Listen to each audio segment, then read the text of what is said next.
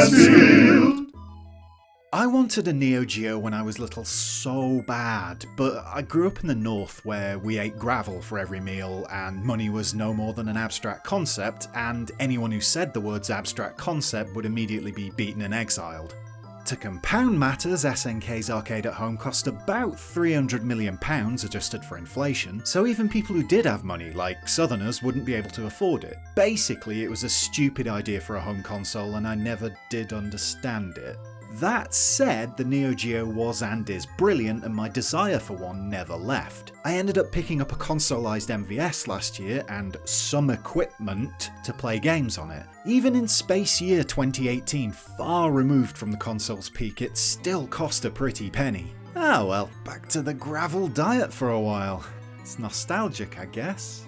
So, I played the obvious greats, but I didn't want to do a video on those. So what I did, right, was I took a feature I'd done in my day job. You can get every issue for free in PDF form, link below. Also, like and subscribe and I will love you forever. Rewrote it, spoke the words aloud in a microphone, grabbed some game footage, edited it all together and put it up here. Aren't I smart? No? Ah. Anyway, here's 10 of the less obvious greats on SNK's Neo-Geo, so no, there's no Metal Slug in the list.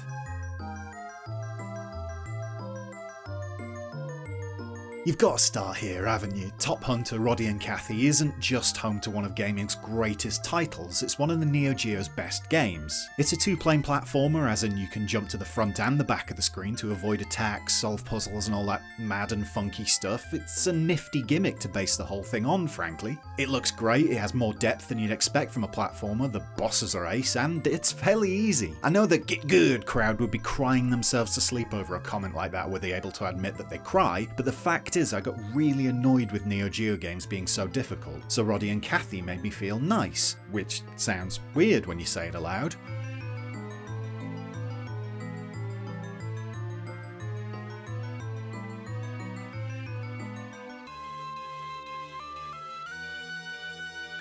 I'm in a weird place where I love fighting games, but also can't be bothered with most of them. Waku Waku 7, however, is a fighting game I can be bothered with.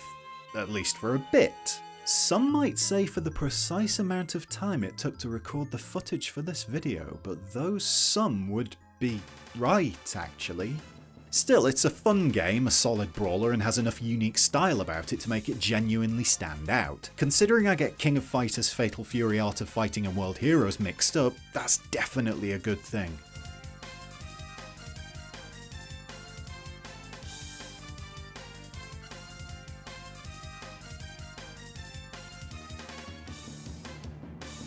Okay, so Polestar really should have been called How to Rip Off R-Type and Get Away With It, but I do think the shmup in the classic horizontal scrolling vein is deserving of a bunch of praise it seems to miss when the Neo-Geo is brought up. There's nothing particularly stand out about the mechanics of Polestar, but it is well put together, features some great boss battles, and is, let's go with challenging. It's hard, too hard. Like so many other Neo-Geo games, the penny-pinching bastard. The similarities to R-Type will definitely work against it for some, but for me it's a fun, overlooked Neo-Geo shmup, and there aren't a huge amount of those. The sequel, Blazing Star, was good too, but I'm sticking with Polestar. And not just because it's the only one I recorded footage for.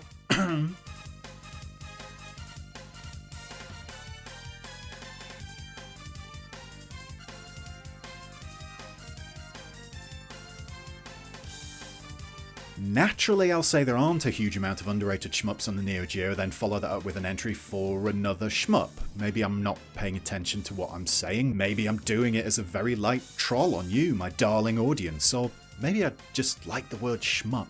Regardless, Twinkle Star Sprites is the kind of name you'd be embarrassed to scream aloud on a public bridalway, but as a game it's both enjoyable and unique.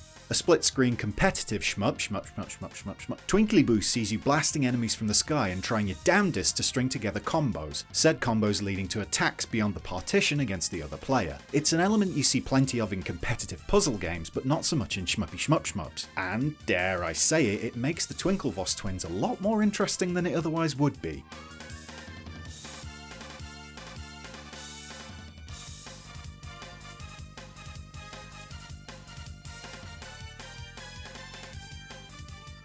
Imagine a pre-Metal Slug world, also one where Contra didn't exist and one where Midnight Resistance was just a sad fever dream with excellent music.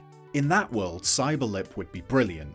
As you may have noticed, we're in a post-Metal Slug world, Contra exists and Midnight Resistance is just a sad nostalgic memory of mine with excellent music.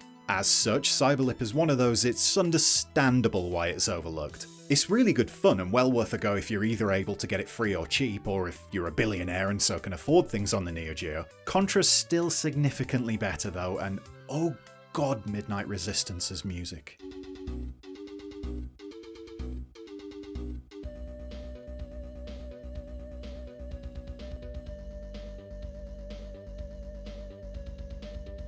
Two came before, but it was the third that hit that rhythm and wangled its way into this, the most coveted of all lists. Magical Drop 3, named after something a dodgy yet polite guy tries to sell you at 4 AM on a Tuesday in Brixton, is a frenetic puzzle game bringing elements of Bust-A-Move, columns, and world's greatest overlooked gem Critter Crunch together.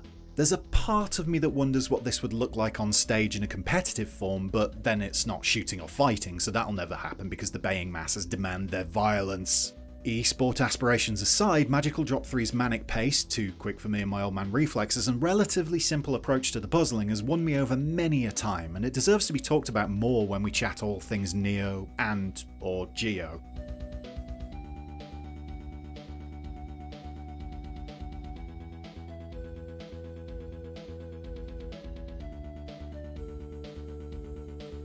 I put this in the original list, and I was right to do so and will never admit being wrong about anything ever, and it absolutely belongs in this list. At the same time, I now think I was wrong to put this on the list given the fact playing it the other day for the footage you're seeing right here makes me want to burn down the planet. Channeling my best 9-year-old me, the computer cheats. It cheats so bad, it cheats so hard. When King of the Monsters 2 is good, it's great fun and well worth some love and attention. When it's bad, it's pad-smashingly infuriating and the sort of thing that makes you not want to be awake anymore.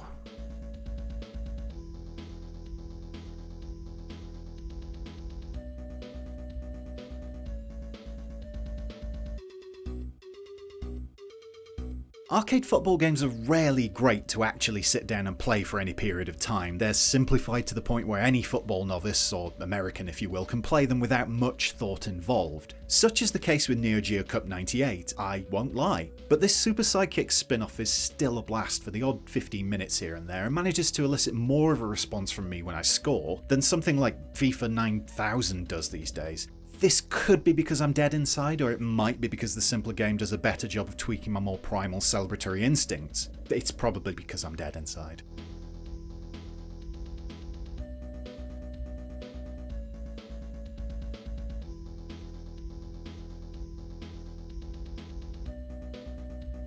It's fair to say Shock Troopers riffed on Capcom's Commando and Mercs, but all the same Shock Troopers managed to carve itself quite a niche of its own.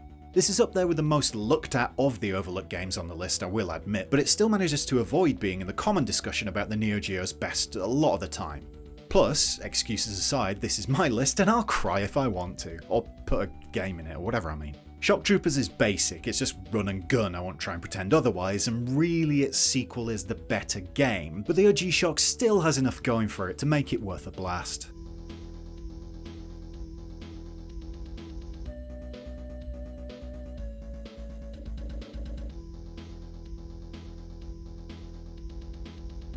I'm just going to go verbatim with what I wrote in my original feature here. In 1995 we wanted to race ridgers, not horses, which, given the power of hindsight, was a bit of a faux pas on our collective part. While Ridge Racer has aged rather poorly, Stakes Winner's mix of skillful horse rating and very mild equine management has stood the test admirably. We're off the feature and back into YouTube land now. Just to add, if there was a way of mixing Stakes Winner and Kairosoft's Pocket Stables, I'd be a very happy chappy, and I don't even like horse racing.